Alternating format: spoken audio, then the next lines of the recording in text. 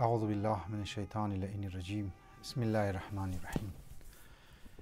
دمنی سوسایتی اگر توخ کنی دمنی فیملیز ایشوز بسیار مسائل ها روز بروز ایجاد شده رایه و زنشوی ما بین خو جنگ و جدل کسته زیاد مونه داره و میگنی که در بعضی موارد د طلاق هم کسته منجر میشه، یعنی نتیجه زی جنگ و جدل ها طلاق هم کسته است.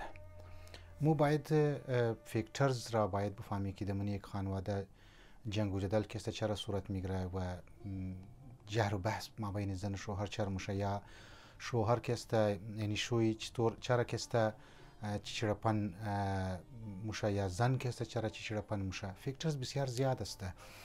از جوینت فیملی بگرد برای فیکترش انسان میتونه بیس کنه و میتر اینترفیرزی بسیاری از رشته دارهای بچه و میتر رشته دارهای دختر اینک اینترفیرز منن و مداخلت منن دمونی زندگی از دودن زوج یا زوجین جوان.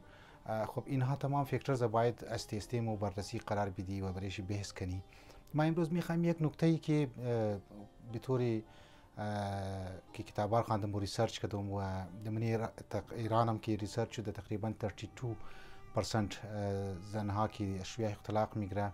این بسیار اهم فیکترز را اونها دوارش بسیار واقعا پریشان شدن و اورال اگر توخ کنی منی ریسرچ اگر توخ کنی این مشکل مربوط میشه به مردها و مردها از لحاظ زی که طرف خود توجه نمیدن یا خود غرض هستن یا شرایط ازدواجی زندگی خوره نمیفهمن یا می فیکترز که طرفش توجه نمیده و منجر میشه به طلاق طرف ازی توجه نمیدن و این کلانترین فیکترز جای شرم هم نیست. ما باید طرفشی بیس کنی و بریشی توجه دلاو کنی جوانها را. به عنوان یک عالم ما یک وظیفه خو میدانم، یعنی یک وظیفه از ما هست که ما مسائل جوانها را طرفش توجه بدم. واقعا کتاب ها در مورد مسائل جوانها و خصوصا جنسی مسائل مسئله سکس را ما زیاد مطالعه میکردم. جای شرم هم نیست، خودم خواسته بی حیایی نیست. ریسرچ ها شده در یورپ ریسرچ میشه، در ایران هم ریسرچ میشه. یک آیت الله از دنیا رفته که طرفای شمال ایران بود، وقتی که مو رفته دی بچه‌ش مو یک کتاب داد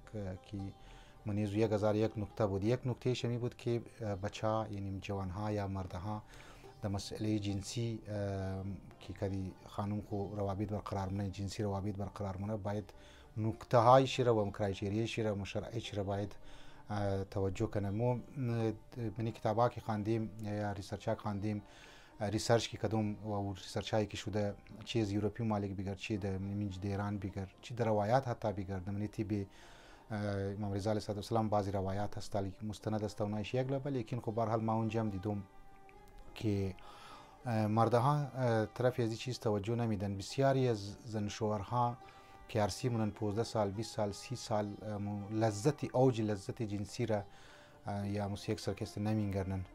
چرا؟ چون که شرایطی را سعی رعایت نمونه. لذا این طرف از چیز باید توجه بده و او کلانترین گفتم که شروع گفتم که فیکترزی طلاق یا جنگ و جدل هسته یا چیچرپنی زن دمنی خانه زیاد میشه گمی هست که او سیتیسفای نمیشه از شوهر خو.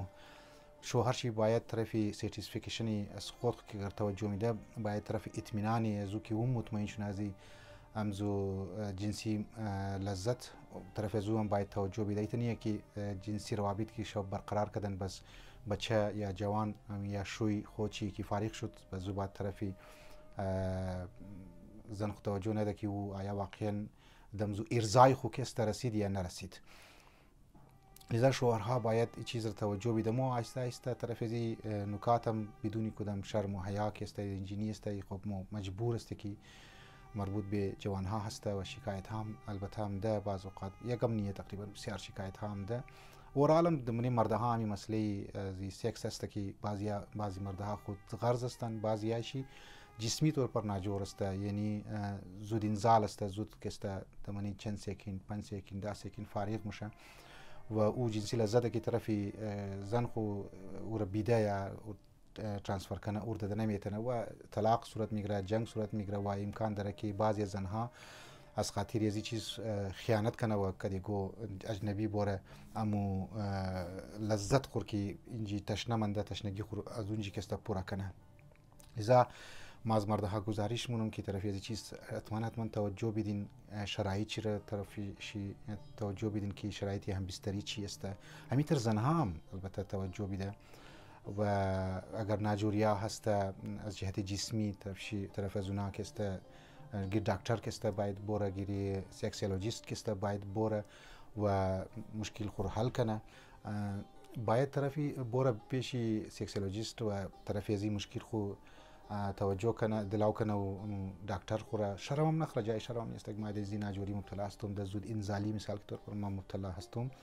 باید اونجی که است حتما گیر دکتر که است باید بوره و شرم و حیا هم که است نخره، باید ناجور است دکتر هم که است علاج شیر شیر دیگه و بوره علاج شروع کنه. خوراک های مخصوص است برای بدن انسان که ضروریه، مثال که طور پر شیر و خورما و غیره اینها را انسان ها که باید بخوره تا که این مشکل دمنی خانوادگی ایجاد نشنه که خدای نخواسته. گفتم از خود خو طلاق و خیانت و جنگ و جدل و چیچرپنی زن دمنی خانه که پیدا شده میتونه و از دزی بابت مو زیاد مسائل ها هم هسته که انشالله زیبات هم مو در خدمت شما.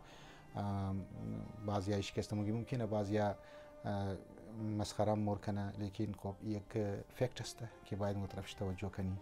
پروردگار عالم مور توفیق بده که یک زندگی بسیار خوب داشته باشی، آرام زندگی داشته باشی، شرایط زندگی از لحاظ معنوی و مادی مو بفهمی و آگاه شده باشی که زندگی از مو خوش و خرم باشه. السلام علیکم و رحمت الله و برکاته.